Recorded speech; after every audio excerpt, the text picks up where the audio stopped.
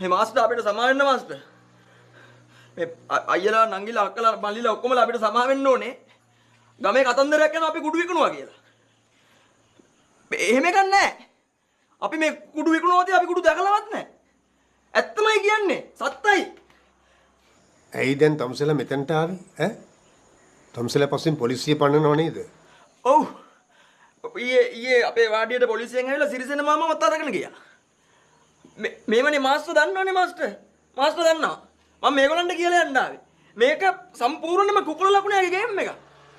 ඒ හින්දා බොරුවට අපිව අවිශ්වාස කරන්න එපා. ඔව්. පොලිසියෙන් සමහරක් විට අපි අල්ල ආදේටම. දැන් ඒ මොනොත් විස්තරේ මේ අපි ජීවිත කාලෙම හිරේ දාන්නේ බා. ඔව්. අපිව දැන් ජීවිත කාලෙම හිරේ දැම්මොත් මට මේක මගේ කටින්ම ඔයාලට කියන්න බැරුව වෙනවනේ. ඒ හින්දා තමයි මේ ආවේ කියලා යන්න මේක. අපි මේ හිටපු දවස් දෙක අපි පුදුම සන්තෝෂෙන් හිටියේ මාස්ටර්. පුදුම සන්තෝෂෙන් හිටියේ.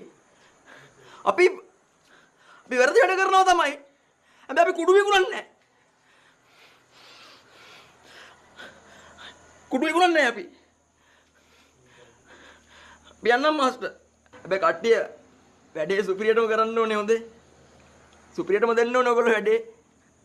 අපි ගිහින් මාස්ටර්. බුදුසරණයි. එහෙනම් අපි කියපුණ විස්තරේ මට්ට කුණ්ඩලි කතාව දෙන්නකෝ ඊට ගෙදරට එන්න. යා. සරා. ඕම් පොඩක් ඉන්නව.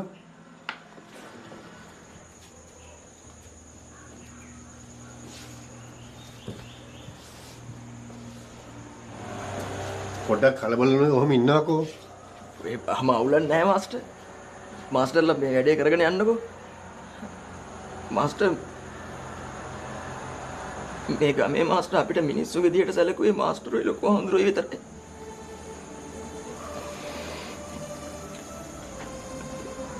අපි කවදාද හිරේ කඩාගෙන පැන්නොත් මාස්ටර් මුලින් මෙන්නේ මාස්ටර් ගාවට හොඳේ. මාස්ටර්ට පින් සිද්ධ වෙනවා. එන ආත්මෙකදී හම්බෙමුකෝ මාස්ටර්.